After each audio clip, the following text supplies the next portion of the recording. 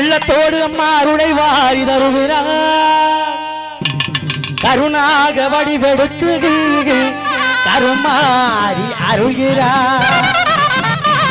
மகிழகிடே முண்டக கன்னியம்மா மங்காடுதனில் வாழும் காமாட்சியம்மா